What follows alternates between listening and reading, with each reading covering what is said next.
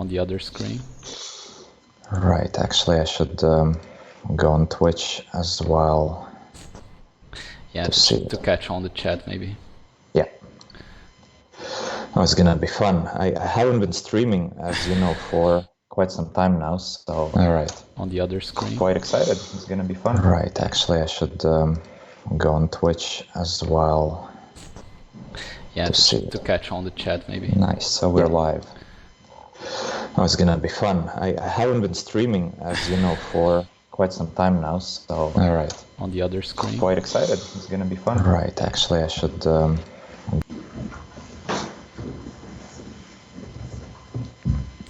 Okay, yeah, I was hearing myself like 3 times in a row, and was pretty desperate to find where I was talking. And finding it anyways. Hello, Robbie Expert. Pretty early already. Thanks for joining. Oh, nice. That's really cool. Yeah, we're gonna do something different today. It's a regular viewer. Yeah, for sure. That he's here. He's every day there.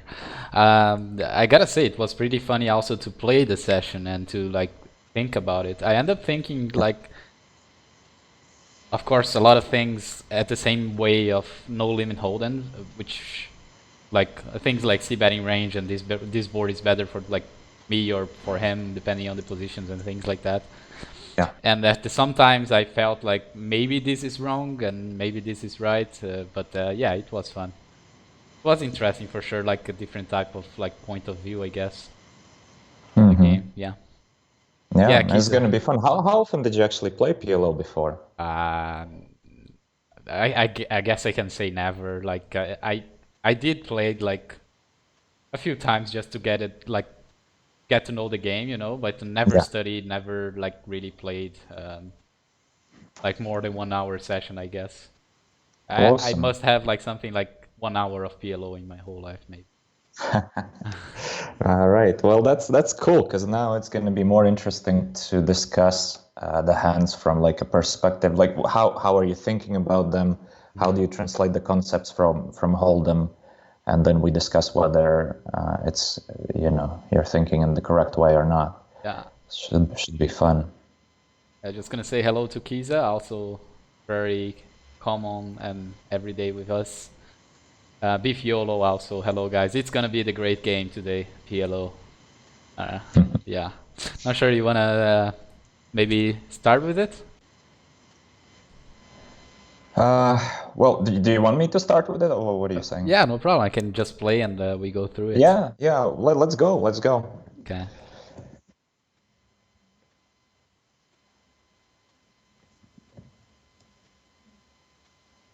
We get in the middle of 2 hands. I don't know, like maybe I opened this on the button. I remember the tables were pretty shallow at the beginning, so I probably opened this on the button. I guess it's fine with the wheel ace and the pocket fives, but I'm not sure. One of the biggest thing I like during the session that I was almost like 100% like in doubt was like open raising pre-flop, like which sizing should I choose, which combos should I choose, and like that was a question that I was asking myself all the time. Do you think this is maybe a fine combo to open? I think that's a fine combo to open. I see that the sizing. What was the sizing? Anyway, sure, I think maybe the sizing you should always consider opening for pot in PLO. Okay. Right. There's many considerations why it's better. I know some people experiment with other stacks, with other bet sizes, but you know, it's for somebody that comes in with less experience into the game. I think just going for pot is the way to go. Yeah, I end up like opening during the session very often for the smaller sizing and sometimes for the pot size when I had very good hands, which is I mean fishy, but yeah. And like on the flop, maybe a c-bet for small sizing can make sense. I don't remember if I did c-bet, but I guess maybe a small c-bet makes sense on this board. Yeah, for sure. A small c-bet, but checking behind is not bad as well. So it's you know, it's either way. And on the table left, I know I joined this spot. I don't remember exactly how. I don't really love it because at this point it doesn't seem like a hand good enough to 3-bet, and flatting on the Yeah, small blind doesn't seem like a good idea to me also, which is a yeah. thing that I almost never do on no limit. So yeah, I would like to see me folding, but I know I did something with it. Okay. I would like to see you fold there as well, to be honest, but Yeah, let's see what you did. I end up checking behind on the king. And at this point, I was thinking maybe I could turn this into a bluff, because okay, we have the deuce and it's or the pocket fives, and it's like a low showdown value hand. But how often are we Mhm. winning with this showdown value? Very often he's gonna have some hands like 8x's. And I thought maybe potting he would fold, but I don't know how like population plays if he's gonna find folds with 8x's. So I Mhm. think I just decided to check back. I don't remember.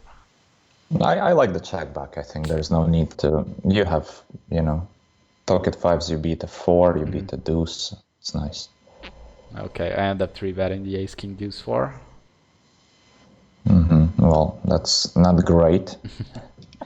Yeah, and for the range bet, like this is something I do on no limit hold'em. For example, if I 3-bet, I see a board like this and I have a pretty big range advantage, I would be range betting here with a very small sizing, which I don't think is like not that I don't think, but I'm not sure if it's a good thing to do on PLO. Well, it really depends. I mean, this board is okay to see bet. Checking with your specific hand, I think, would be a bit nicer because you would hate to see a raise here with your hand. But you can always play for a check call, and potentially, the opponent could stab many times on the flop, and then it goes check check on the turn, and you can take it down on the river very often. So. Yeah, I see the But point. I Also, don't it's like hate not the the best c-bet, position. Yeah, but I would probably prefer the check call here with the specific hand. yeah, I see the point. We end up flopping trips on table 2, but I don't Okay. really want to like push a lot of money here, just because I know my opponents also have 4 cards in their hand, so it's Okay. very often they're gonna have like a better 10 or like a flush draw. So I ended up deciding to play it like slowlier and really trying to see like turn and river to see if the board changes too much or something. Right. You got scared by them having 4 cards. Yeah, That's yeah. that's cool. But yeah, I mean, obviously playing like checking here is all right. You don't have to lead in the spot. I suppose now that you see a bet from the opponent, you would probably just call. Yeah, let's see. Like, I don't hate a raise since it's like a min bet by him. I actually don't hate it. It's totally fine, yeah, Uh, but yeah. I don't remember. Maybe I just called. I think the fold versus raise here is pretty much fine. Yeah, it's fine. And it's unfortunate. It's like I said that, you would have preferred check calling on that board to begin with. Okay. With specific hand, I mean, there are a lot of hands that are going to be betting on this board. So, and the small sizing is the sizing to go for. Okay. Yeah, I end up just calling the turn here. And we open for pot size. I heard somewhere we never fold to 3-bets on PLO, or almost never. Is that like something like a true statement, or? No, that's not true. That used to be a true statement some, I don't know, 5 years ago, but obviously it's not good. It's not optimal. We Yeah. rarely fold in position against a 3-bet, but out of position we do fold a lot. Yeah. Well, a Which lot, which not of like course makes a fold lot of them. sense.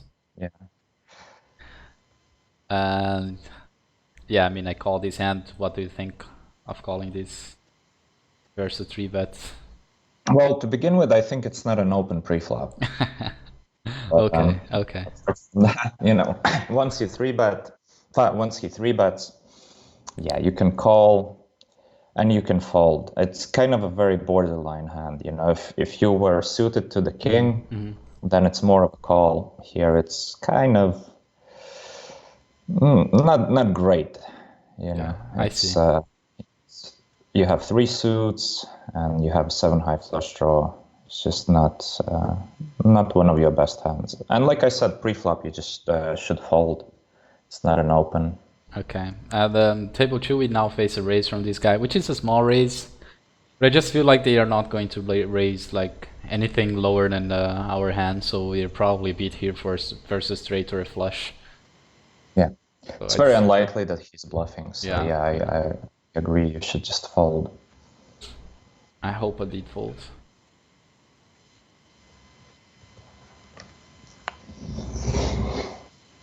So table 1, you have trips now. Yeah.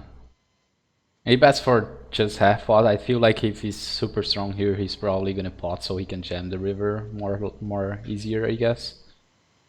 Like even with like very high equity bluffs like open-ender flush draws, he would bet bigger, I guess. So like turn, I mean, we're not thinking about folding yet. We can still call and see the river. I don't think we have a point in raising because we isolate versus better hands. And on the river, I thought like he might have still have some kings and aces on his range with this line, with this specific line. So I feel like I really felt comfortable calling here, to be honest. Well, calling is definitely, yeah, you're not folding in this spot. You might consider, against some opponents, you might consider raising here for value, just going all in for value, because, you know, against some opponents. But I suppose on the flop, it went check, right? Yeah, He didn't, I checked behind. that, so, well, you know, he can still have aces pretty often, and you put him in a miserable spot once you jam the river. So it's a consideration, but it's, you know, if it's part of your game, because if you're never bluffing in that spot, like if you would never jam, let's say your missed spades or your missed gutters or something like that, then obviously it's a bit optimistic to just always jam your 4, very exploitative. I definitely see the point. It's a very tough spot for aces. That's like yeah, in this field, I don't think it really matters to be like very balanced, and yeah. I actually think it's a jam versus this field, like almost probably. always. Yeah, I decide to call, and maybe we pause after these hands. Right. Some questions in the chat. Okay, that's a good idea.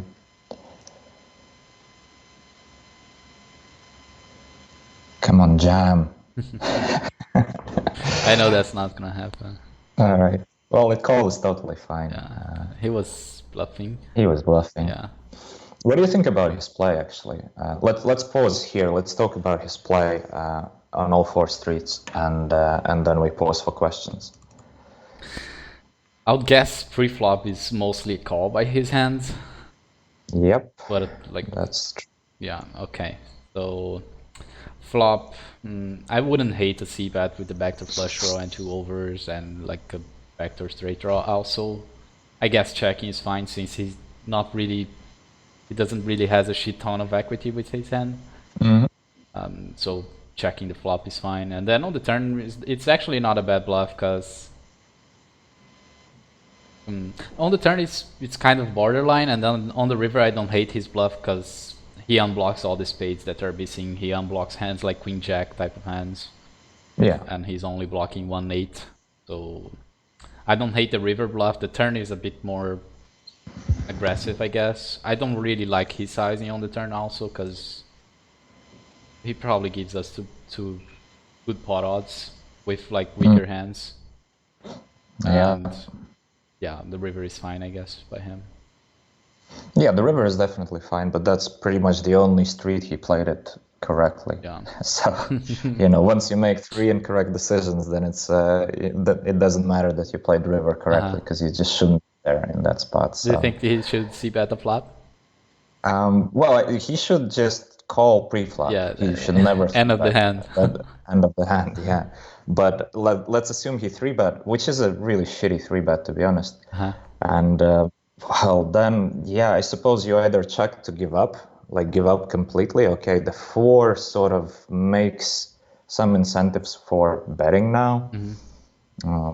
But in general, you either check to give up or you c-bet. Because like you said, he does have some backdoor equity. But in general, like that's the reason why he shouldn't 3-bet this hand, because you don't flop well often enough. Okay. 8 doesn't connect to the king at all. Mm-hmm. He doesn't have connectivity. There's only one suit. He has both the ace and the king of clubs. It's just so many things going against this hand. So Great, great. Those are nice comments. It really yeah. opens my mind, having a pro's perspective on that.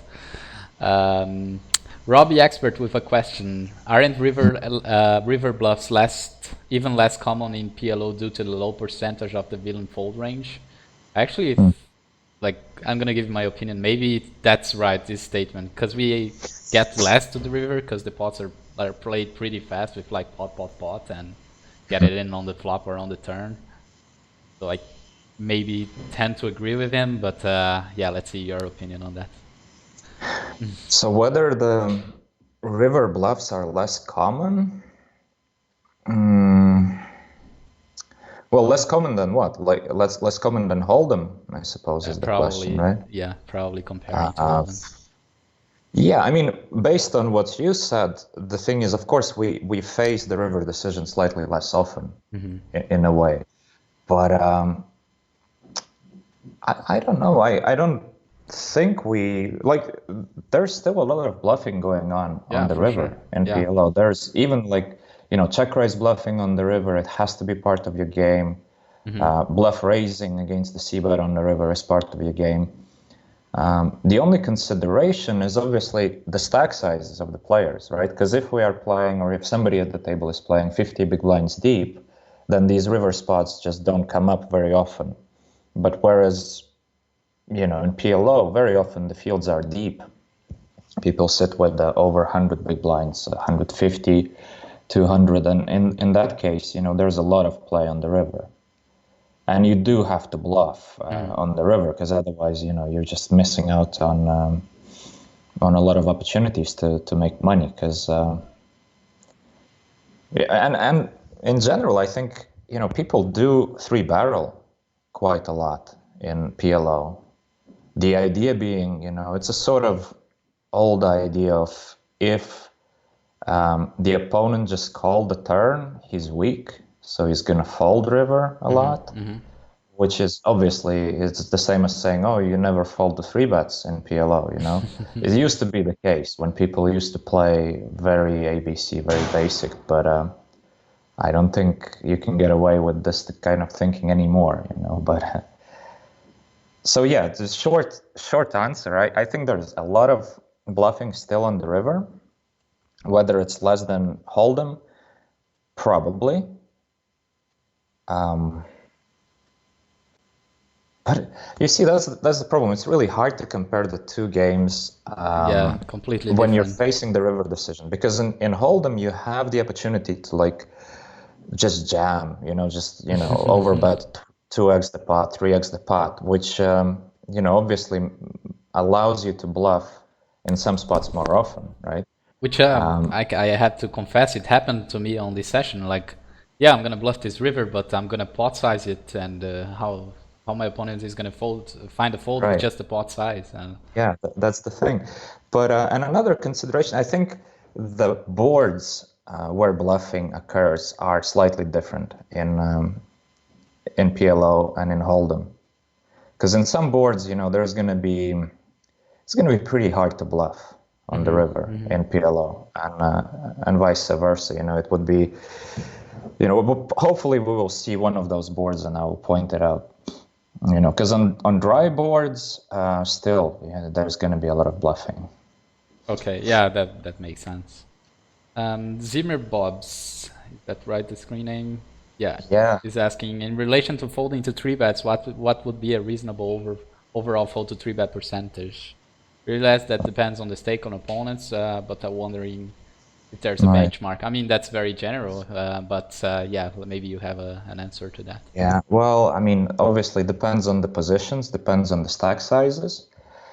I would assume, like, if we're playing 100 big blinds deep, and we are on the button against quite an aggressive small blind, we probably fold like maybe 7 to 10%, 7%, so kind of small. But if we open under the gun and like hijack three bets, it could be upwards to like close to 30% fold out of position. So it really depends. But again, you can't really. Well, okay, if you're just playing against an unknown, you sort of go with these guidelines. But there's a lot of things to consider, because people don't 3-bet the percentages that they should. And sometimes they 3-bet the percentages they should, but the range is all awkward and kind of, just skewed towards value or skewed towards the other end. Which changes how you're supposed to play against them, for sure. Right? But in general, like, you definitely fold less than 10% when you're in position, and you're folding more than 20% when you're out of position. And what about 4-betting? Is there a lot of 4-betting going on? And how it works? Like, Yeah. people pot 4-bet, or they like just 4-bet small, like on No, holding? I don't like 4-betting small, because that's just basically giving great odds to the opponent, and it kind of. It's not great. If you 4-bet, you should 4-bet for pot, and there's a lot of 4-betting going on. You're more incentivized to 4-bet when you're out of position. Yeah. When you're in position, you're 4-betting way less, because you just want to realize, use the position to your advantage. For sure. Yeah, just like holding guidelines as well. Yeah. But obviously, when you're out of position against a decent range, like against somebody, let's say you're under the gun. If the button 3-bets and he only 3-bets like 2.5 or 3% against under the gun, is basically forget what is GTO, just fold everything and jam the aces, sure. Right? But if he's decent and his 3-bet percentage is like 6% or more, you are incentivized to 4-bet a lot. Because he's gonna have a lot of kings in his range when he 3-bets, and he's gonna have to fold some of them. So yeah. Okay. That was my question that came up to my mind. Okay, maybe another bet open by me with a 3-7-4-4. Yeah, that's not great. Definitely not great. But at least you know already that it's not a good open. Yeah, I guess I opened it pretty looks wide. pretty, but it's really not. I mean, on the button, you definitely should open on the button. But on the cutoff, the thing is, with your stacks, with your open sizing, it's fine. If you would be opening for pot, then it's definitely not fine. Yeah, then I play a little bit tighter, yeah, for sure. Yeah. And since we open facing a 3-bet, I think this is a small 3-bet. Yeah, not even really. If it would be a pot-sized 3-bet, which it might, no, it probably isn't. Either way, you always call this hand. Okay. It's a funny hand, right? You should fold pre, and then once you face the 3-bet, you definitely call. I guess because we also like covering the very low boards pretty well with this, and he's gonna have a lot of aces. Our visibility is beautiful. We basically always know where we're at, right? We know that our flush draws are not strong enough to stack off if we have nothing else going on the board. And then when we flop great. Like in this case, it's a pretty great flop for us. Yeah, it seems like. See how they play out. I was thinking like if we ever want to raise here. But again, I was afraid of my opponents having 4 cards and flopping flushes. But at the same time, they're gonna have a lot of like ace queen with the ace of diamonds, like aces with the ace of diamond, kings with the king of diamonds. They might call a raise with, but I'm not sure. Even if we get it in here versus a flush, we have maybe what, like 30% equity to improve to the full house. Well, the one thing that goes against that is we have a 7, right? And the raising really doesn't work that great, because he's not gonna call with 1 diamond, because he's never getting a flush. This is PLO. Yeah. He needs 2 diamonds to have a flush. So, it's just, I wouldn't like raising here that much. Just let him bluff, I think, is the best way to go. Okay, hope I did it. Yeah, we called. And he goes again for like the medium sizing. I think it's fine to get another call here. And what's your idea on the river? Like if he jams now, what are you doing? Tough one, right? Because I mean, his line is just wrapping flushes. Not like he's gonna triple Yeah. barrel aces here, I guess. Although we just saw this guy like bluffing on a 3-bet pot, so this guy maybe could be bluffing here. But I was calling the turn pretty like concerned about the river. What am I gonna do on the river if it breaks out and he jams? And I was really unsure here. Right. Maybe I just call it because I saw the other hand. But versus someone who is more like playing solid, I guess maybe we should even find the fold here. Right. Because like he's just gonna jam, like he's gonna take this line, at least in my point of view, like flushes, top set, maybe the second set with the sevens, which we are blocking. So it's like more pocket queens and flushes than anything else. Yeah, I don't think he's gonna go with pocket queens there. It would be uncommon, considering that, you know, if he's going for 3 streets of value with queens, what is he getting value from? Sevens and fours? That's like really optimistic, right? So most likely it's the flushes or like an ace high or king high flush blocker. But one thing I think is important to consider, because you mentioned the hand he played before, right? Yeah. The hand that he should have not 3-bet. Yeah. But he did. And the fact that he did probably should make us think that he overvalues the ace high suits. So one single suited hand with an ace high suit, right? And if he does overvalue them, then he's less likely to actually show up with like an ace high blocker here. He's more likely to just have the ace high flush. Okay, that makes a lot of sense. Right. But let's see how it played out. If he checks, I mean, I suppose you win. If he bets against him, maybe it's a fold. Yeah, he did check. And he ends up squeezing 7-8-5 queen. Yeah. Oh man, this is really bad though. So two really bad 3-bets. And I mean, the first one I understand. A lot of people do overestimate the value of the single suited ace high combination, but this is just He's just 3-betting a hand that I should be folding on the button. If like it was something like this and the king, and I should be folding like 7-4-5 and king, and he ended up squeezing it. And would you to be honest, he should be folding against 2 opens. Yeah. And you know what? To be honest, against the cutoff open in general, he just should fold. You can't defend this. Just heads up, yeah. Just heads up, you fold, and 3-way you definitely fold because this is just bad. But he chose the weirdest option. I don't know. He just likes the 3-bet. That's good to know. Yeah.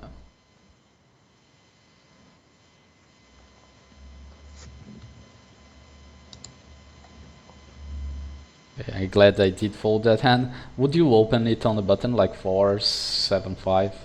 Probably not, right? Can you show me the hand again? I missed it exactly because I tried to check the chat and okay, yeah, you should fold. You should fold. Even there's a limp before, but still, it's a fold because I mean, there's not much going on for this hand. Okay. This might be interesting also with the king queen 5-5. Oh, we have the big blinds now instead of the dollar amount. That's cool because we had different stack size, different stakes, right? Yeah. Pretty cool. I'm not sure if this is a flat with the limper and the ISOs. No, you should have folded that hand. Okay, well, so first thing I really noticed is like I should play way tighter than I think I'm playing now. Like I played probably way looser. Yeah, so far you've done some speculative plays. Both when you're opening and I suppose when you're defending. Because the way you should think about this hand is there's 2 high cards and there's a low pair, right? So obviously very little in terms of connectivity. If you ever like flop a straight, which would be great, you're facing 3 opponents. Probably you just chop if any money goes in, right? If no money goes in, well, then it doesn't really matter, because then it just means your defend pre-flop is just losing. And the thing is, when you flop a bottom set here with your fives, and a lot of money goes in, you're losing. So overall, it's just not a hand where you can win against 3 opponents. We can take it as an example, this board. Like, what the fuck do I do now? Exactly. Like, Probably you're supposed fold. to actually fold. Yeah. You can't even defend. And I mean, you flopped the top pair, so you know, if you have to fold top pair, you really shouldn't defend this hand. Yeah, and I did fold. Yeah. Because then I realized, like, how can I possibly win this hand versus 4 opponents with the guy Yeah. already betting like close to pot?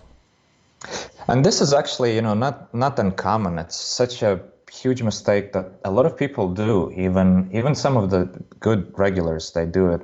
The idea being that, oh, you know, the pot odds are so great and it's PLO. How bad can it be? Let's just defend. But in fact, if you do study these spots, you realize that, well, the pot odds are just not enough. You know, the odds are great, but the actual equity of you winning a hand goes down, four-way, it's just so small. Yeah. So, you know, defending is not good there. And that's something that's happening also on Holden, like nowadays, and it's also actually like interesting to see that how long it took to people realize that they calling like multi-way pots makes their equity go down. And yeah, even myself included, like I'm trying to like hold more hands when the pot is for sure multi-way. Yeah.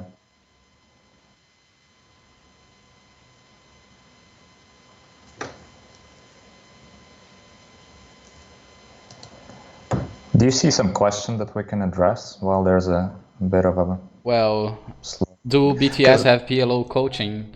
Yeah, like this is Runchuks. He's not streaming for a while, but he's gonna be back soon, and he's our PLO head coach. Not sure if you wanna maybe present yourself a little bit. Sure. Yeah. I mean, the Bluff the Spot does offer PLO coaching since when did we start? In December, right? Yeah. Since December, we're offering the coaching for PLO. Like Artur just said, I'm the head coach. Yeah. So if you're interested to find out more, get in touch with us. You know, you can get in touch with the support. Just go to the Bluff the Spot webpage, or you can find the links in the Twitch here. Or you guys can approach me directly on Twitter. Artur, could you actually post my Twitter account there real quick? Twitter.com/ Yeah. What? Do you know it? No, let me just send it. I don't remember exactly. Because it gets misspelled very often. So, all right. And yeah, I had a bit of a break. Yeah, because the guy already I'm linked traveling. I'm traveling, so I had a bit of a vacation, well-deserved vacation, I hope. As usual. As usual, and so I'm sending you the link right now. Anyway, yes, so I'm still traveling, actually. It's a bit hard for me to stream because I'm not in one place for more than 3 days all the time. So, and most of the places don't have good internet. So it's actually really cool that you could host the stream and I just call in. Yeah, it's fine. Because otherwise, technically, I couldn't even stream at the moment. Next week, I probably have a chance. So, you know, I'm planning to make it a series. You know, people will send in their videos and I will review them. That's great. Because I'm in France right now, so I can't even play on PokerStars. And it's a bit hard to stream live just playing Winamax because you can never guess when the games are running. And yeah. Well, we have another question. What about limping blind versus blinds at low stakes where the rake is higher, is killer? I'm gonna give my answer first. I would guess it's like 100% no. What do you mean? Like never limping at Really? like micros, because like just you're gonna increase the amount of rake. But then like if you think a little bit more, every time you raise at micros, people are always gonna call you and it's gonna be a three-way pot anyways. It's not like you get more folds by raising. Right. So maybe I change my position here, and I might be fine with it. Right. That was a really quick change. I like Yeah, that. yeah. It took you a Your minute to question change your mind. really That's made me think a bit more about it. yeah, yeah. Because you know what, I've never considered it. Like I never did calculations on that for small stakes Hmm. to like really think whether it's worth limping or not. But my initial reaction is, of course, you need to limp, because the thing is, you can only open like I don't know. People will always call Hmm.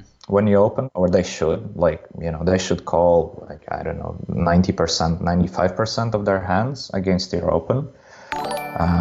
And the rake is already high, so opening still costs you money. So you're gonna end up opening like 20% or 25% of your hands from the small blind, and you fold the rest. Yeah. You're just leaving so much money on the table. If you have a limping strategy, so you can limp and you can open, well, you're just gonna make so much more money, because a lot of hands are really plus EV. They have a lot of equity limping, and that equity more than makes up for the rake.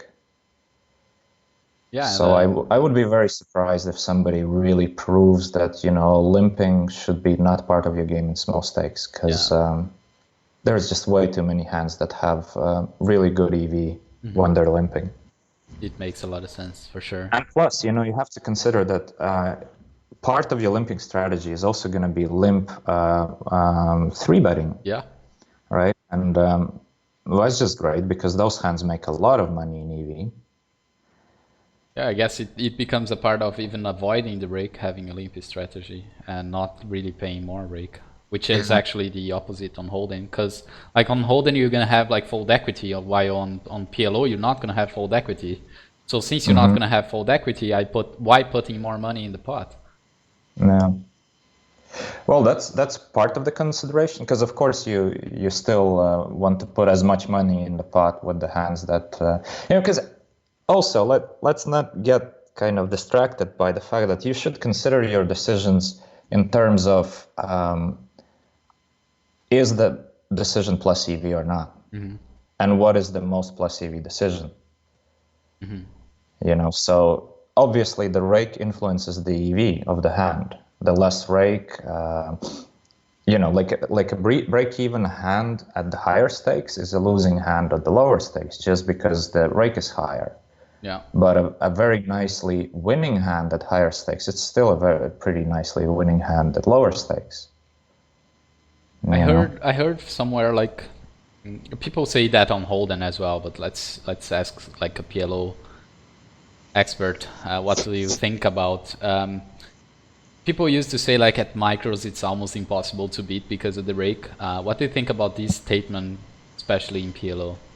Like, is it that hard, or it's actually just easy if you have the experience and the knowledge to do it, you're probably gonna crush it, or is it really the rake really kills the action, or kills the EV of playing it, or there is opportunity to move up the stakes since the nano and the micro stakes? What do you think about it? I think there's plenty of opportunity to move up. The level of play in PLO, even at the higher stakes, there's still a lot of room for improvement for a lot of people, Mm-hmm.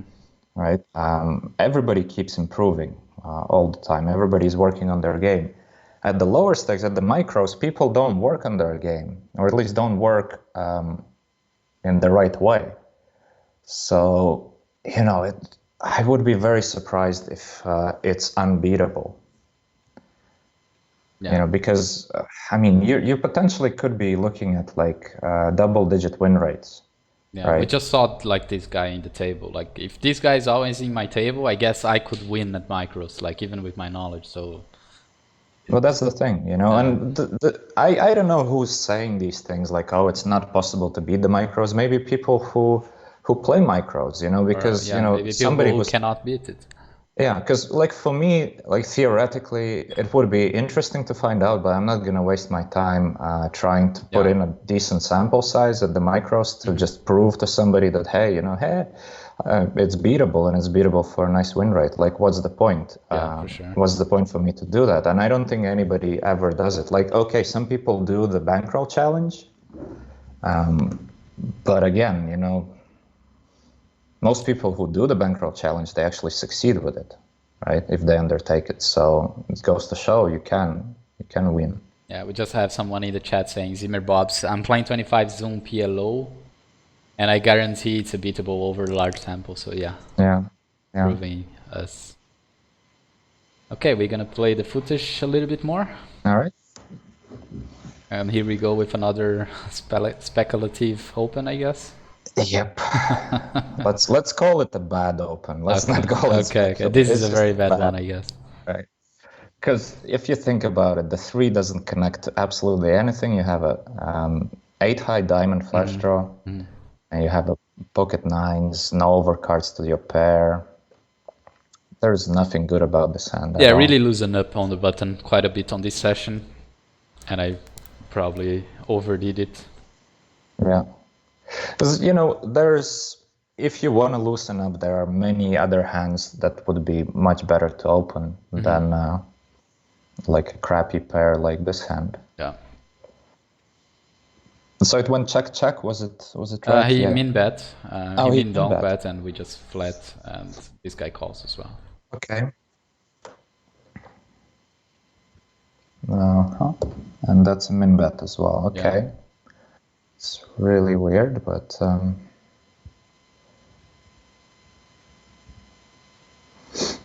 I thought about turning it into a bluff. yeah. Because like min bet the twice and just calling, they probably have maximum king x here at tops, and we might make this fold. But it's like again, I thought about like maybe if I pot size here, they don't find the fold with a king x, then it might be just best to just check behind. Yeah, they shouldn't find a fold with the king x. That would be very, very weak. I see you are considering it. Yeah. I hope you check though. I did check, yeah. And I did lose to a 10x and pocket jacks, which made me think maybe I should bluff that, but yeah. Yeah. Maybe you should bluff that like at an earlier street, but as played, to be honest, the Just jacks don't wrap a should king just anymore. call there. Jacks should definitely call there, because a 4 changes nothing. It came 4 on the turn, 4 on the river. If it was a 7 on the river, then you get a lot of people to fold. But a 4-4 is just so unlikely. You have a 4, or anyone has a 4. It's so unlikely you're betting king x for value there. So jacks are just calling. I have a question. Maybe like that never happens.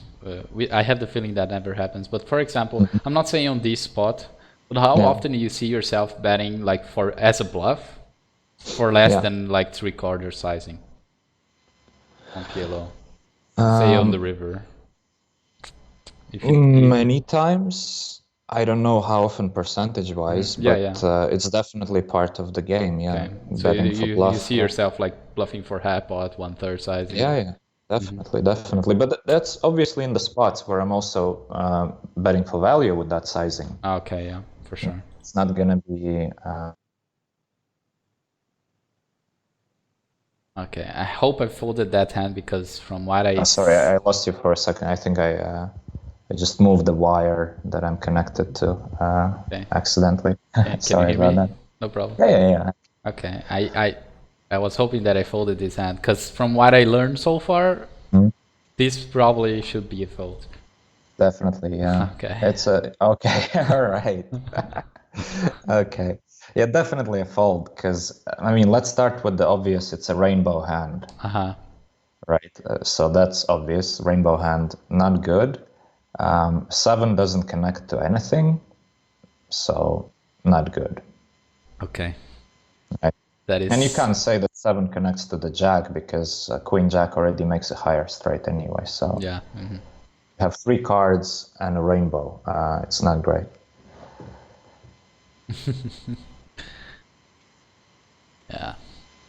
Flop, I just think disconnects too well with their calling ranges and just end up folding. Yeah.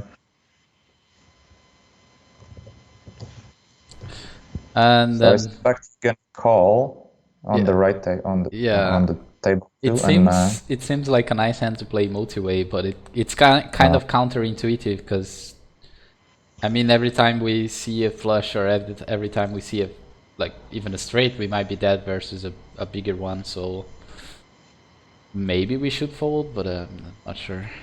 yeah, we should fold. We should fold. Okay, yeah. That's let's see. Let's see if you fold.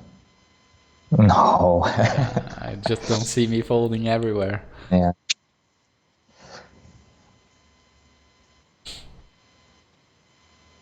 Well, at But least you I'm see, not playing crazy that's post one of the flop. things about PLO. A lot of people, especially coming from a Hold'em background, they see a pretty hand, like, oh, it's sort of four cards that look kind of connected. They are double suited. It's a strong hand.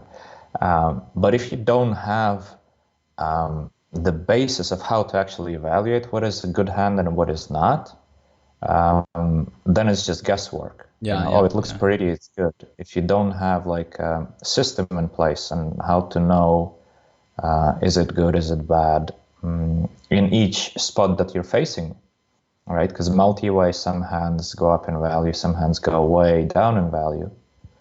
I even thought like before doing this video, I even thought like maybe I should study a little bit of pre-flop or should study a little bit of like small concepts of PLO. But I thought like it would be also very cool if I made this session very raw and we Yeah, get a lot of things to talk about. yeah. And yeah, like I just realized like basically playing every single hand that shows up and it looks okay to me and like I my VP here should be pretty high and Yeah. just that fact already makes me want to think about tightening up a little bit. And the good thing is that, you know, just from like a small input from my side on telling you, oh, this hand is not good, this hand is not good, then you start noticing which of the hands potentially are not good, Yeah. right? Because you started pointing out, let's say the hand before, the King, Queen, Jack, 7 rainbow, you said, oh, this is probably a fold, and you Yeah. know, you're right. Becomes easier. Yeah.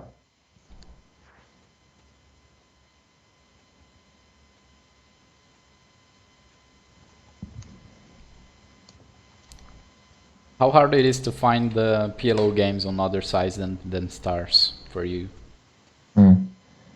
Um, Yeah, well, it's not too hard. It's a question of, I suppose, your schedule more than Okay. anything, you know?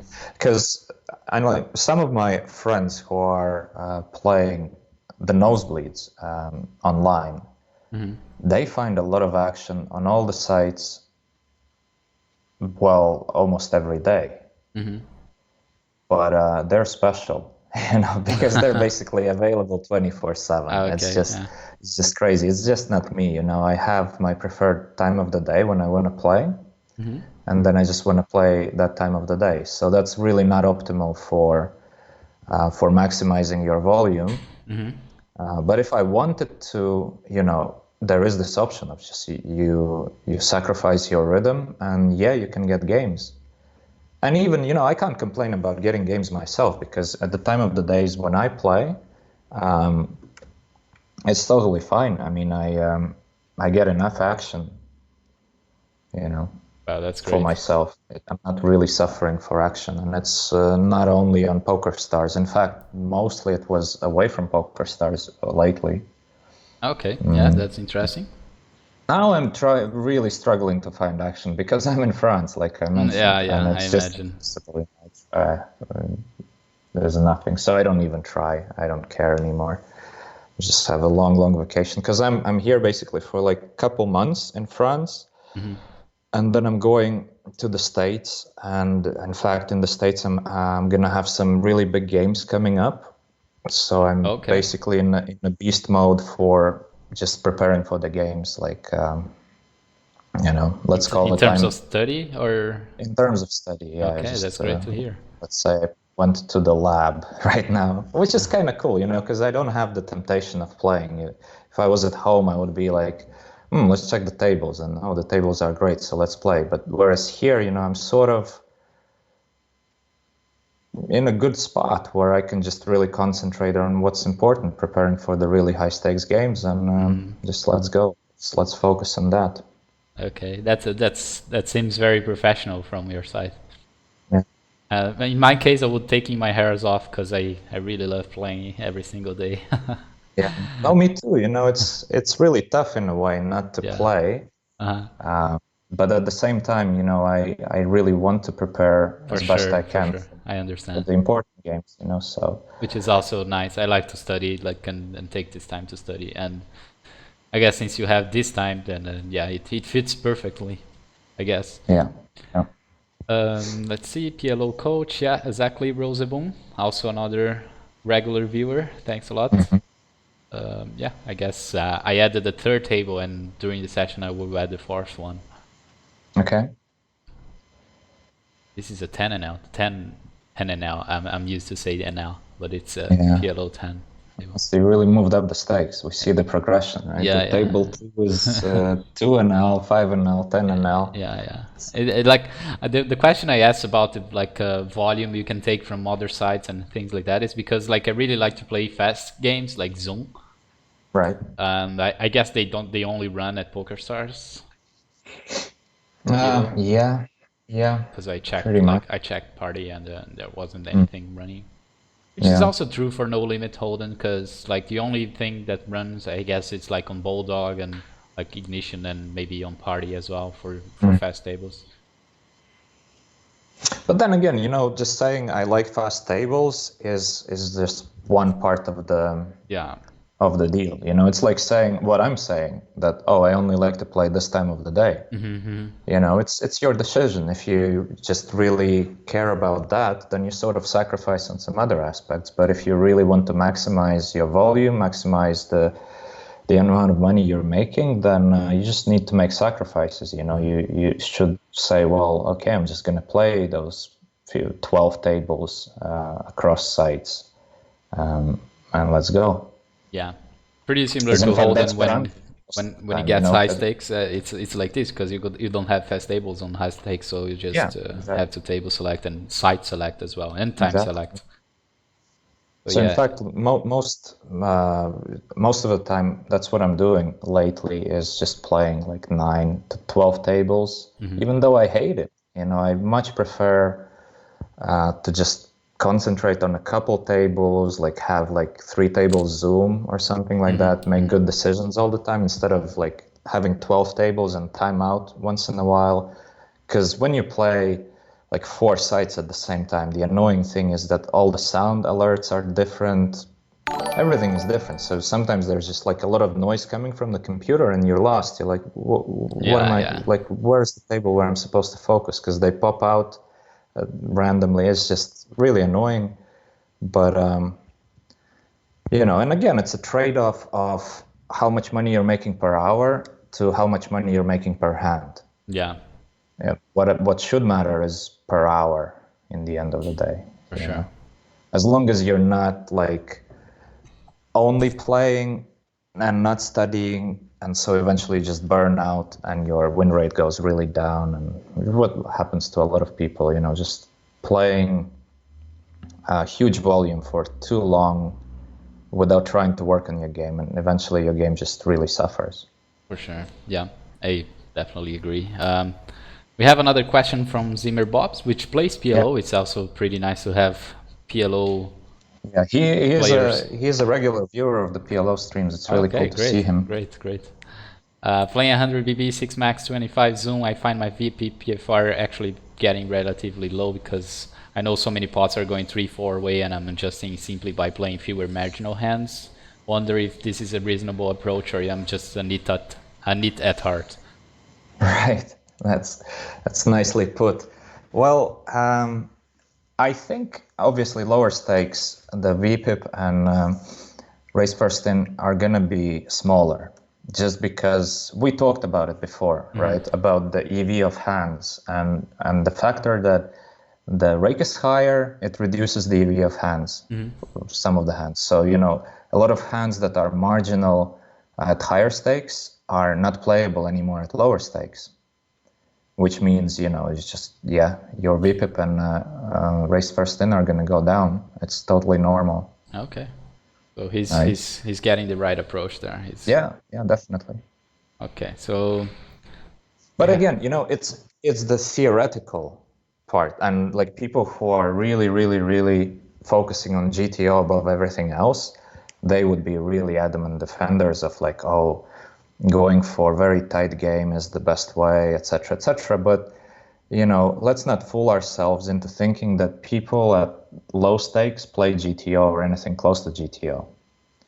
Right? And if they're not, they're exploitable. If they're exploitable, then you should exploit them. And many times, those hands that are theoretically not playable, they become quite profitable. So in a vacuum, if you're trying to play correctly, let's put it this way, then your VPIP and RFI should be way lower at lower stakes. But because so many opportunities to exploit people show up at those stakes, then potentially your stats could go up or stay the same. Interesting. Yeah, at least from the I think it was the 4x hand, or the first hand that I played versus that whale, where he showed up with ace king. And then on the other hand, your assumption was he was going to 3-bet with a lot of like high ace axis suited. Yeah. And that by itself already like really opened my eye, like how like in Hold'em I have really specific reads, and one hand I can also really pretty much read what my opponent is trying to do or which types of strategy he's trying to do. But with that 3-bet, when I saw that, it really didn't came anything into my mind. First, because I don't really know much about the game, if that should be a 3-bet or something. But I guess with the experience, I could get the same read or something. Yeah. And I have to point out, it's good that you brought this up, but it's really important to, whenever you see a mistake, to think more about what's behind this mistake. Make some assumptions and make some notes. In every stream that I make, I always say, guys, make some notes, because it's the most important thing you can do at the table, in a way, if you want to really exploit somebody. For sure, yeah. That's same for Holden. Yeah, let's maybe play a little bit more of the footage. Yep, let's go. We had Jacks, King, Queen, with the King Jack suited. Would you isolate his hand or just check and see the flop? Yeah, I would isolate, and I would 3-bet as well if he would have opened. Okay, that was also a question for me. Yeah. We end up isolating it. It is a double suit. No, wait, it's not double suited hand, so never mind the 3-bet part. But isolating is good. Okay. What if it's like multi-way, limp, and it gets to us? We still isolating or just checking? Oh, I think checking is fine, because multi-way, it's just not going to be very profitable. Okay. You're going to be in the worst position, and then you're just really hoping to flop a monster. Otherwise, you're just going to have to check fold. On the flop, I wasn't sure about it because his limping range probably has a lot of hands like 7-5 and other gutters and open-enders and like sets and 8x's, things like that. So that 2 pairs. So I think this board hits his range pretty well. So I'm not sure if we actually want to put a bet here. Since we have the overpair, I guess it's fine to put it, but I don't really think our range wants to bet too much. Yeah, I think we should go with the idea that our range doesn't want to bet too much and not focus on his range that much, because we're just speculating, because he shouldn't be limping under the gun anyway. And if he did, then we have no idea what kind of range he has. He might have 100% of the hands. He might have aces, we don't know. But yeah, your range doesn't want to see bet on this board that often, so checking is good. So I guess when we do bet, we bet for a larger sizing. Yeah. We don't really want to bet small, Okay. but we rarely bet. Okay. It's And I went for the not small bet. okay. And he calls pretty quickly. Uh-huh. Kind of checking the turn. I don't hate c-betting here again, because now you're actually ahead of some of the hands.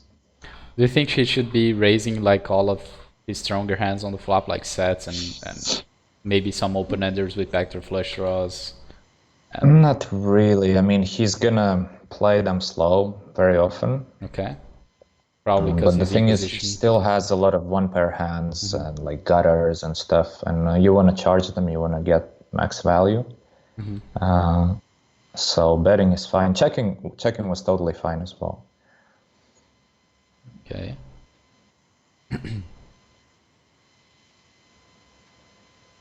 The pot size really got me. I think I don't play pretty well versus pot size bets. It really feels strong to me and made me think about it.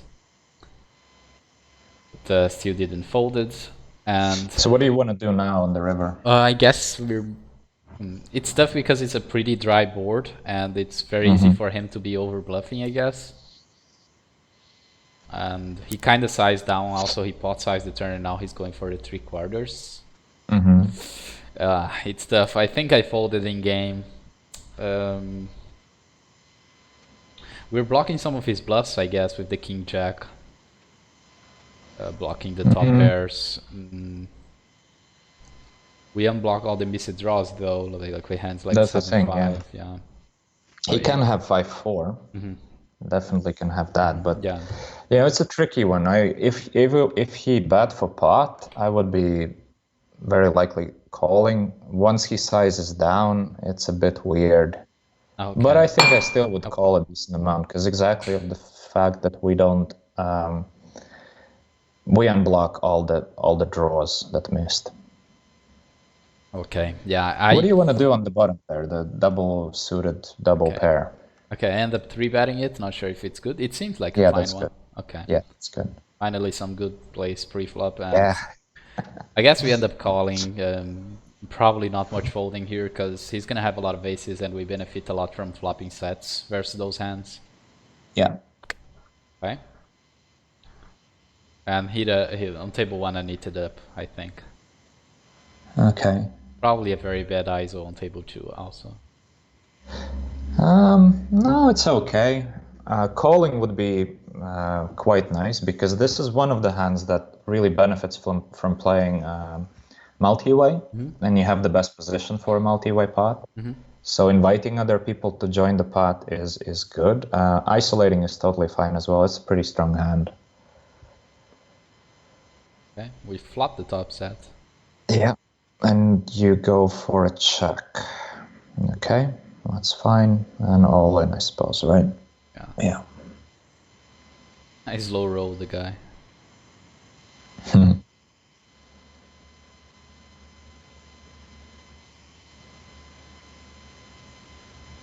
So what happened on table two? We ISO. Let's see. Let's come back. Yes, we see bet the flop. Especially with the flush draw to the nuts. Yeah, and the gutter. Yeah. Turn is tricky though, because like our flush draw loses a lot of equity now. At the same time, we still have a shit ton of equity. Yeah. Because we had top pair, top kicker, still some overcards, and then the flush draw and the gutter. Yeah. So I would probably would like to see me batting again, maybe something like 3/4 sizing. I think both plays are fine. Checking is fine, as you did, and betting again would be fine. I see me very often like thinking, oh, now the board pairs they always have full houses. Like like I'm always afraid of like very strong hands, Which in this case, I'm blocking pocket sevens and pocket threes will probably raise the flop, I guess. Yeah, and I mean, you're maybe overestimating how often people have low pairs. Right? Because I mean, okay, he limped. But Yeah. even limp, like it's pretty hard to find a nice looking low pair hand. It has to be Yeah, kind of that's right. connected, and the board is already connected, so it's like it really is unlikely that he has That makes a lot of sense. the full house, right? Yeah, makes a lot of sense actually. We do river two pairs. And he bets for the small sizing and I snap call. I didn't thought about raising. Right. Maybe raising just isolate versus better hands like use 5 and other straights and then 4x's, I guess.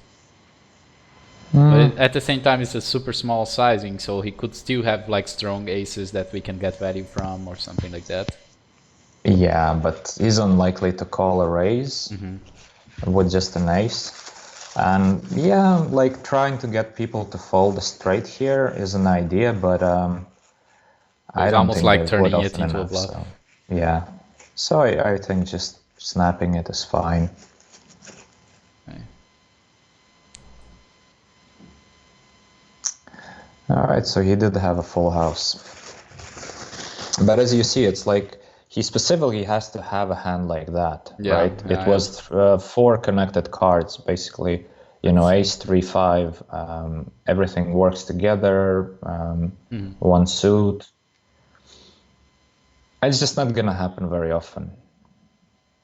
Especially you do have one of the 8, like an ace, you know, so it's just, yeah, he happened to have this hand this time, but like most of the time he won't. Yeah.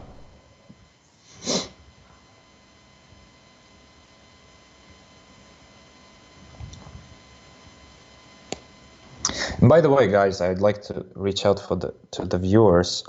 You can keep the footage rolling. I'm just gonna talk in the background. So as I mentioned before, I'm gonna make it a little series, make a little series out of this. So reviewing live play of other people. If you're interested to submit your video, just reach out to me on Twitter. You know, and I'd be happy to consider it. I would guess Zimmer Bob is a good opportunity for him since he plays 25 PLO. I guess there's other guys also that plays PLO, but he's being active in the chat. Yeah. Okay, we might have some interesting hands here.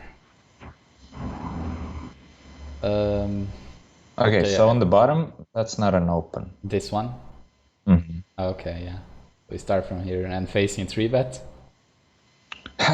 Facing a 3-bet. Well, yeah. I don't know. It's gonna be 3-way pot. I think just better off folding. Yeah, it looks like. Now we are in trouble, probably. Well, nice kind of trouble, because you probably have the best hand. The problem is that you see, like, you have the bottom 2 pair. If you have the best hand and all the money goes in, you're probably like flipping, something like that. And if you're behind, you're just completely behind. You're never improving. Yeah. That's the problem with hands like this. I do think I made a mistake here. I just went for the call. Do you think I should just like pot it and get it in? I think, yeah. I mean, that's like the best to possible be honest, hand like I could flop folding, here. as crazy as it sounds, folding is not out of the question, right? Yeah. Unfortunately. But I think calling is fine, but the turns become so ugly. You know, there are some turns that improve your hand, like you can get a spade out there, you can get like a gutter, but I suppose just jamming and denying equity to the third player to join, that would be the best way to go about this. On this specific hand, I was afraid of like jamming, and this guy is probably never folding at this point, and we can still even get it in versus this guy as well. And my concern here was getting it in with a hand that we're still not sure that is ahead, and even if we are ahead and getting it in, it's like gonna be 60-40 or like even 50-50 hand in terms of equity versus his range that gets it in here. Yeah. Or maybe I'm wrong. Because if he gets it in with aces, that's not a bad spot for me. Yeah, well, against aces, you're still not really crushing it, right? Yeah, that's the He has thing. to have specifically aces with nothing else for you to be in really good shape. So yeah, that was my concern. But still, like I guess getting it in, it's fine. And like my thought process was like, I call if like a spade comes, we can comfortably get it in, and if a bad turn comes like this one, I comfortably fold. Like it's gonna be an easier decision for me. Right. Yeah, it's an easier decision, but you have to look back at the flop. What was the highest EV play, right? Because just making your life easy is not always, Yeah, for sure. well, it's definitely not the point of playing poker, right? You're supposed to maximize your Sure. EV. We see that on Holden as well. Like sometimes when there is like, for example, 40 in the pot, the guy has 70 left, and just jams a hand to play it easier and not see the turn or something like that, which is Yeah. not the highest EV very often.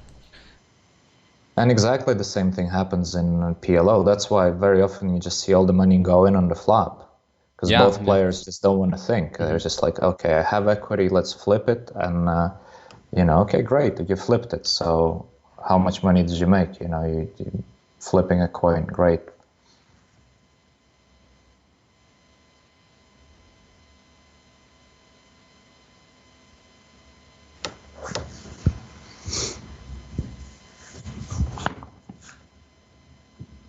Yeah, you see, if you would have jammed, you would have been in a pretty bad shape, even against somebody who has just the bottom pair. Yeah, the guy with the bottom pair and a flush draw, and the other guy with just the flush draw, is that right? And a gut shot. Yeah, well, in a gut shot and potential for trips or set, but he's in a really bad shape.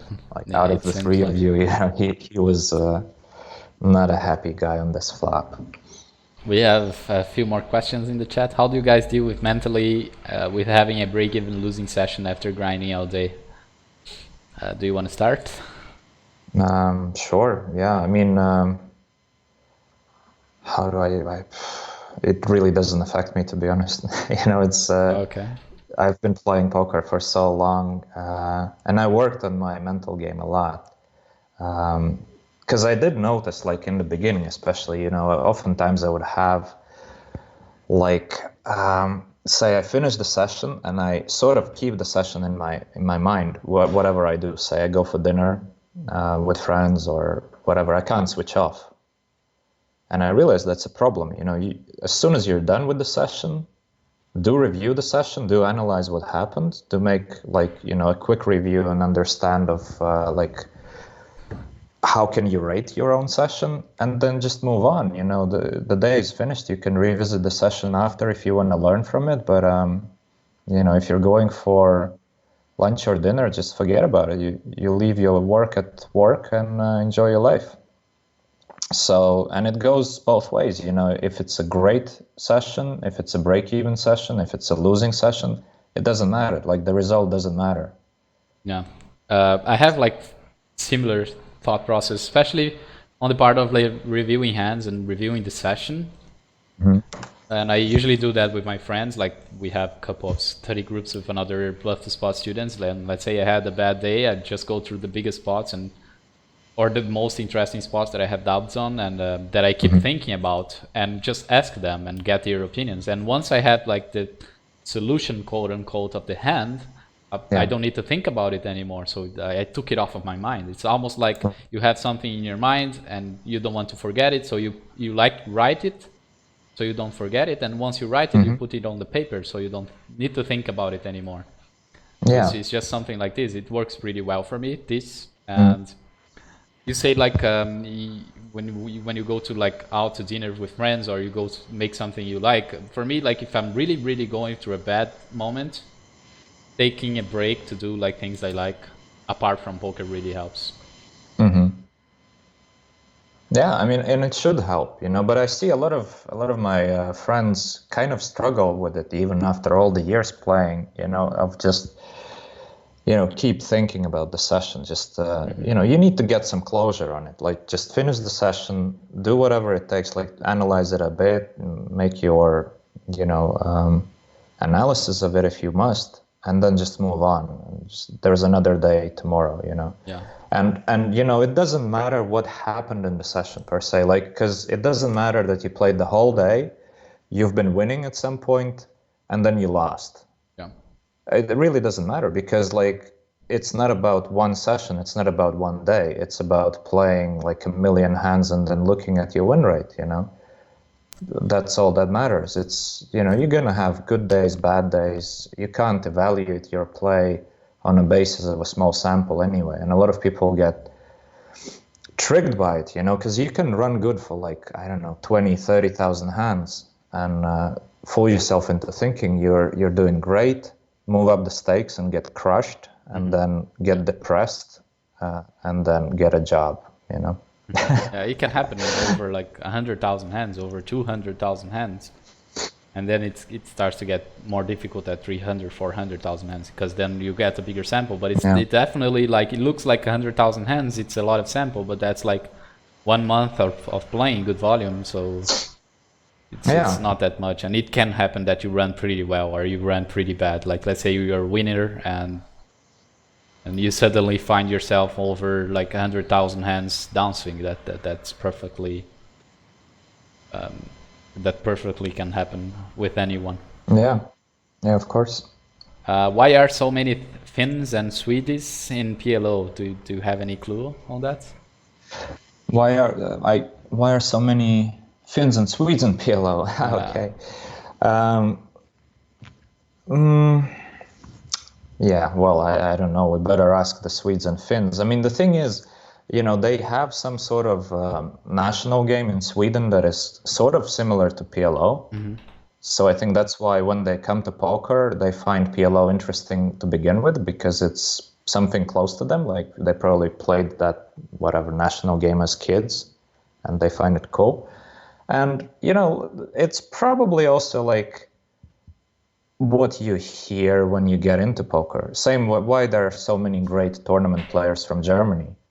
Right, because there are many, and then whoever comes into the scene and he's a new player and he wants to play something, he would go for tournaments. Yeah, right? Same with, it's like almost like a culture from the country. I can say, like, from Brazil. In Brazil, like, people only play tournaments of No Limit Hold'em, but when it comes to cash games, it's mostly PLO, if not only PLO, in the whole country. So it's like when it comes to cash games, I think Brazilians always start with PLO. So it's kind of a culture from the country, I guess, as you mentioned. Yeah, because it's also, what's popular when you're getting into poker, you hear about the stories locally, right? Because Sahamias, Sahamias, the Zygmunt, he was in newspapers all the time in Finland. I have a lot of friends from Finland, and we've been making fun about whatever articles we've been reading about him. But the thing is, there are articles, right? So when people get into the scene, they know, oh, well, there's PLO and there's a famous player, so let's play PLO. Okay. That's one of the aspects, the popularity. And the other aspect is, of course, people study together, right, as they should. And availability of the coaches. In Sweden, they have a lot of good PLO players, so they have a lot of decent PLO coaches, and that's how it goes, because if somebody really wants to improve quickly, they need to find a coach. Yeah, makes sense. Right? Because like, of course, from one perspective, you could say, like, finding a coach is like, yeah, I can do it myself. Sure, you can, but it's the question of value of your time. Yeah, it's right? Gonna... Because like if the coach is going to propel you to high stakes and higher stakes and a good win rate in a fraction of the time that it would take you to do it yourself, and plus you get the support from somebody who actually knows what they're talking about, and not only about just the technical aspects of playing poker, also about the things we discussed earlier, about the mental game, about all sorts of other topics which are part of the business. It's just the value of time. Like, how much is your time worth? If you have 3 years to study to get to a great level, well, go for it. If you want to get there quickly, you find a coach.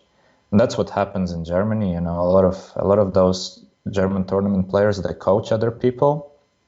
There are study groups all over. So we see a lot of really successful German tournament players around. Yeah. And same with that makes a PLO. lot of sense. I see a lot of these guys from Sweden, which I meet often in the live spots where where the games are. A lot of these guys travel together, and I've seen before that they bring in some new players, they teach them up, and then eventually they join our stakes.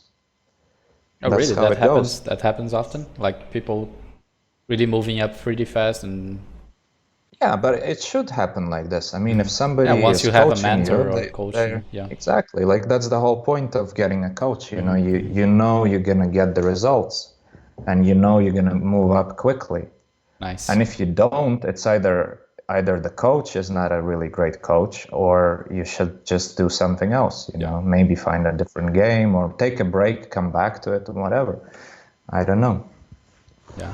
And also that on the subject of coaches, one thing is a great player, and a completely different thing is a great coach.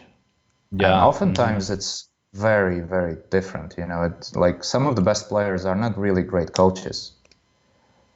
So, I just wanted to point it out to, if you're considering a coach, you need to consider what you can learn from them and how they approach the study process, not so much about their results, And same in everything, if you want to learn tennis, if you want to learn golf, you're not going to go to, I don't know, you want to learn golf, you're not going to go to Tiger Woods. You might want to go to the coach of Tiger Woods. That would be a great idea probably, but, I mean, like if you want to go to medic school, you're not going to start learning how to like do a brain surgery. You're going to start from the bottom. Then that's why it's so important to have like a study program or something. And also talking like about Bluff the Spot, I feel like it's been so good for me. I remember back in the days, like when I was starting with poker, I was like, I have my bankroll. I can't really take money from outside poker to really pay a coach. And that's why also Bluff the Spot opened so up for me. Like I don't really need to pay for the coachings, quote unquote. Yeah. Because like I don't need to take money out of poker to pay the coaches, and that's what really attracts me. And I feel like it's such a great opportunity, especially for people who don't really have money to pay the coach and really want to move up. And it's definitely possible. That's the thing. And also another aspect of that is that, but by what we're doing at Bluff the Spot is we're actually giving great coaching for people even at lower stakes who would never be able to afford, the type of coaching they're getting. I mean, we have like people from like 5NL, 10NL getting coached by MMA Sherdog or like exactly with PLO like with you. how would it ever stakes, happen otherwise, never, right? never. Because if you want to pay an hourly of a huge figure, well, it's just not gonna happen. I mean, yeah, it's $300 for like a 10NL player. That's his whole bankroll. So yeah. And I mean, $300 is even if he's gonna do it for $300. Yeah, exactly. That's a what question. I'm saying. I don't think so. Might be even higher. Right. Yeah, it should be higher. I just want to point out, I don't know. To our followers today, we got quite a few. Thanks a lot, guys. We probably wrapping the stream up in something like 5 or 10 minutes, if you're fine with it. And I'm fine. Do you remember any hands that were like really interesting, so that we skim ahead and okay, we maybe talk about this one. Like, do you think that's an open from the button? So let me double check. That's a single suited. Yeah, that's an open. Okay, that's fine. And I feel like this hand here, it's a very good hand to 3-bet. And I was thinking, like, if I ever got 4-bet, this is a hand we want to get it in or just call the 4-bet. So if you got 4-bet, but let's see the stack sizes of people. Yeah, I think you can get it in, but calling is also fine. Okay, yeah. Kind of depends, you know, because actually people, and these stakes, I don't think they 4-bet nearly enough in position. Like against GTO, again, coming back to the same discussion, you know, yeah, you're not folding, but if you know that people just don't 4-bet enough, then you should be folding. Okay. All right. Do you feel like at these stakes people will be getting it in with like it's just more narrow for them to like 4-bet aces and kings and that's it, right? That's what you're I trying don't to know. say. I mean, that's the thing. We need to keep an eye out on players, right? Because we've seen some really weird 3-bets so far. Yeah, very bad And plays. it's like, I don't even know if that guy, like, if his percentage of 3-bets is out of line. Maybe it's fine. You know, maybe if you just look at the percentage, you would think like, oh, well, he's 3-betting as much as he should, but the range is all awkward. Okay. So we have to keep an eye out on that. This is a very interesting board on table one. Yeah. I feel like at least on Holden I would have a perceived range of wanting to be checked, like almost the whole range here. Yeah, And it's pretty much the same in PLO. Pretty much often. Because like we are going to be perceived to be 3-betting strong hands, like strong pocket pairs and like ace-king type of hands. If I decide to go for a check here, we can see what he does. And he bets very big. And I, like, as you can see, I already had my decision. If he bets big, I'm just going to try to push money as soon as possible. Right. Because, I mean, we had top two backdoor flush draws potential. So I felt pretty well with his hand. Of course, sometimes we're like beat, but we're not drawing that anyways. Yeah. Not sure what Yeah, I don't mind your jam here. Calling is also an option. Obviously, not folding. Yeah. But you know, calling has its benefits. But I think against this guy, probably jamming is great because from what I've seen, he's been playing almost every hand, right? He's been limping, he's been opening. So I would assume he's on the weaker side. So he's probably just stacking off with a gutter here, you know, a pair plus gutter, something like that. And of course, then you want to maximize the value now instead of having like an ugly turn come and shut everything down. Okay. Definitely a fine play. And maybe we do one more hand and then we read some questions in the chat and then we wrap up. All right. Cool. Okay, hopefully he jams. I don't remember exactly what happened.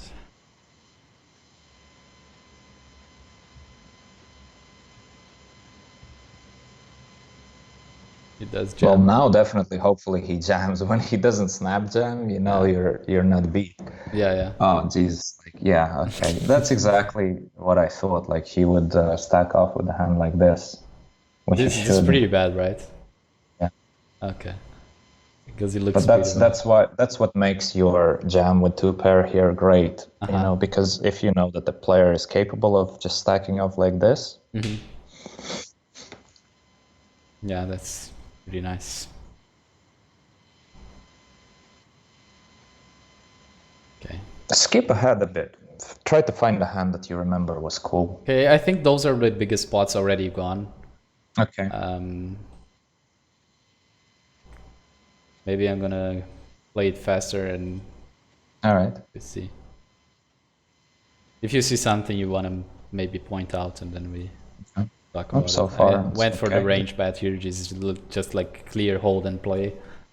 I could maybe like double barrel this because we had the flush draw, but again, it's a small flush draw. It doesn't really feel amazing with his hand. He could be beating us with like.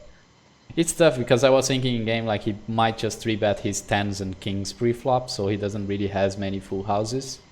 But at the same time, we're double barreling like a second pair with flush. I mean, it's probably fine.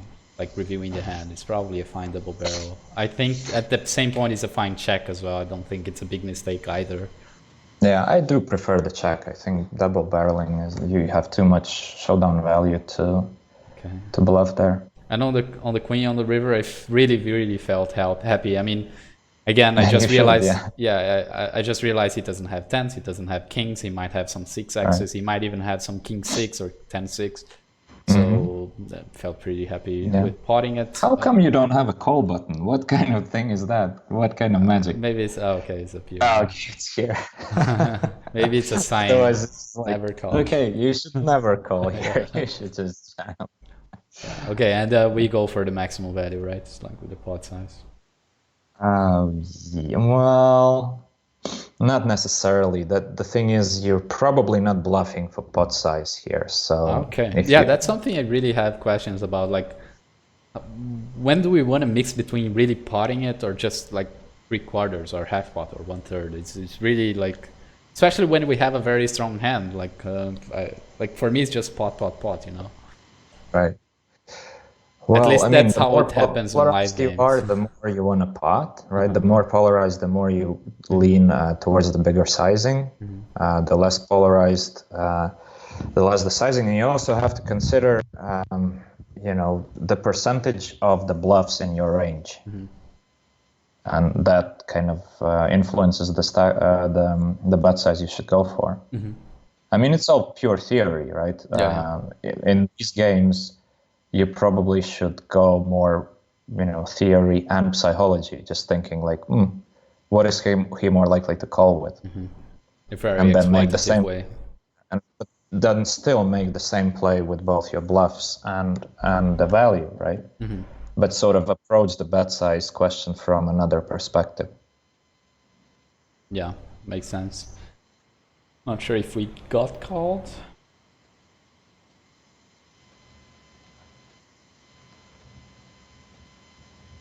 We did get a call. I think I saw the hand. A full house. 6 is full of tens. It surprised me he didn't like click back or rejammed with this specific hand.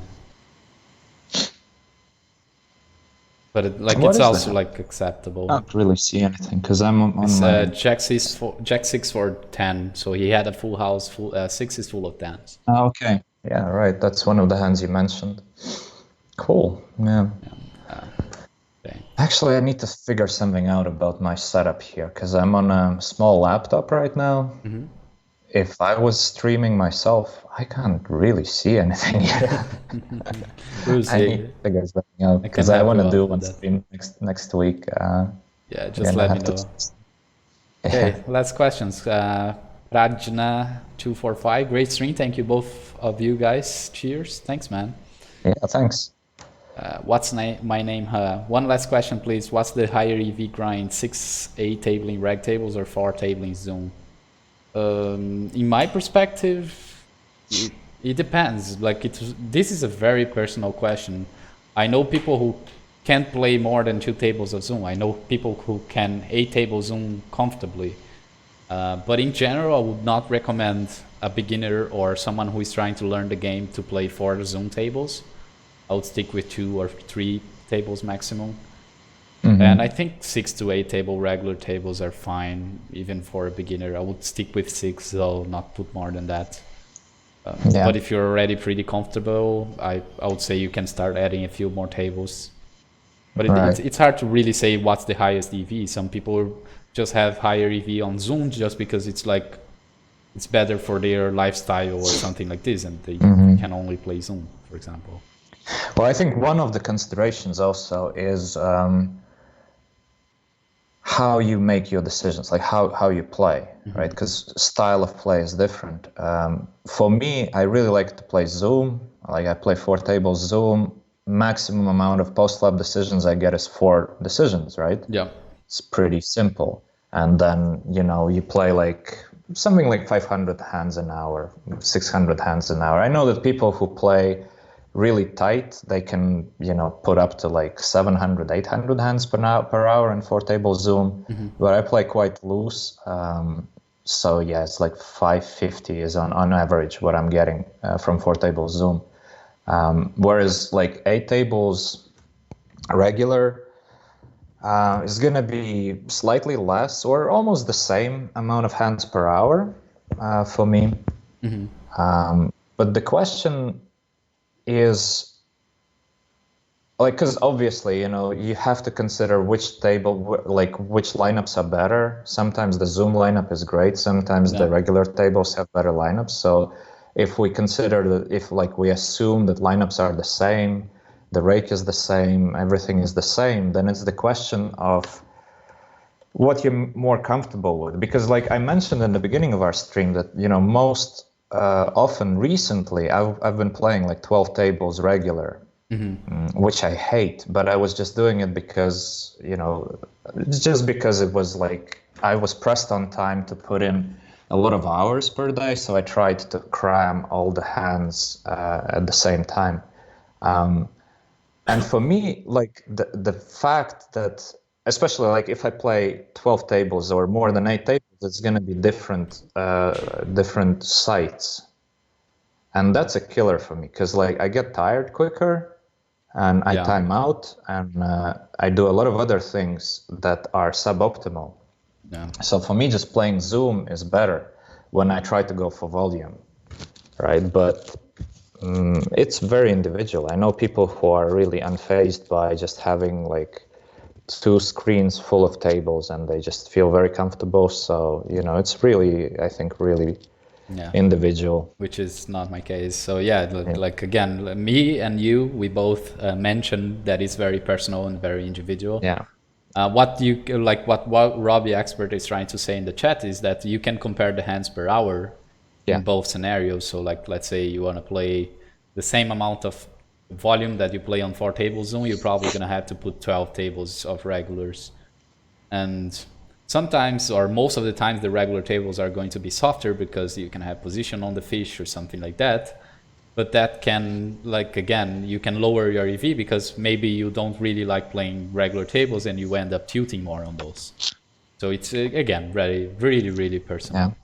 And that's the thing, like what Rugby Expert wrote, it's really true that, if you assume your win rate is higher at the regular tables than on Zoom tables, the win rate per 100 hands. But because you play more hands per hour in Zoom, then the win rate per hour becomes the same, and this is assuming that the fields are similar, or in this case, assuming that the Zoom field is worse. Yeah.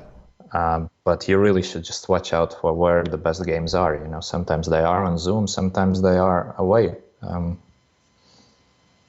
Okay. Yeah, I guess we can wrap it up. Not sure if you want to finalize with some words, or we're good to go. Well, I don't know. I really enjoyed it. It was really fun for me. For sure, yeah. First of all, it's fun to be back streaming because I've been away. And it's always a nice experience to stream. I really enjoyed it. Yeah. I like the interactive part of it. People asking questions. It's so much fun. Well, I would like to say one thing. Like I mentioned it a couple times maybe today already. So I'm gonna try to make it as little series. So if you want to submit your video for my review for next week, reach out on Twitter, send me a message, and we'll get, we'll work on it.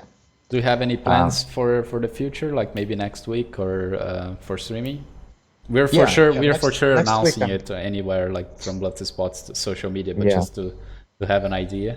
Yeah, I'm planning for Wednesday, most likely. Okay. It really depends. Like I know where I'm gonna be on Wednesday. It really depends if I can manage to get good internet. That all it boils down to it. Or maybe if I can't, I'll ask for your help again. Maybe you host the stream and I'll just call in. I'll be very happy to do that. That'll be really cool, and then we can actually discuss again together, which was really, really fun for me. Having the interactive part and having your opinion on some of the hands coming from a Hold'em background and being a Hold'em player.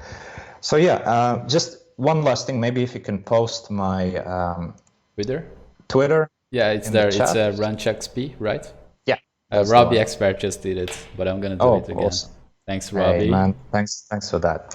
So anyway, guys, thank you very much. Next week I'm aiming for Wednesday, but like Artur said, we're gonna announce it. Yeah, just tune in on our social media, which I'm gonna leave the link on the chat. Thanks a lot for watching, and for those who are looking forward for the next stream, we have a special stream tonight at 11 p.m. with MMA Sherdog, so make sure you tune in a few hours, and I'll be here back tomorrow at 4 p.m. as usual. Thanks a lot, Runchuks. Yeah, thanks, Artur. Thanks for hosting, and thanks for an interesting discussion. Thanks, and see you guys later. Bye. See you. Bye-bye.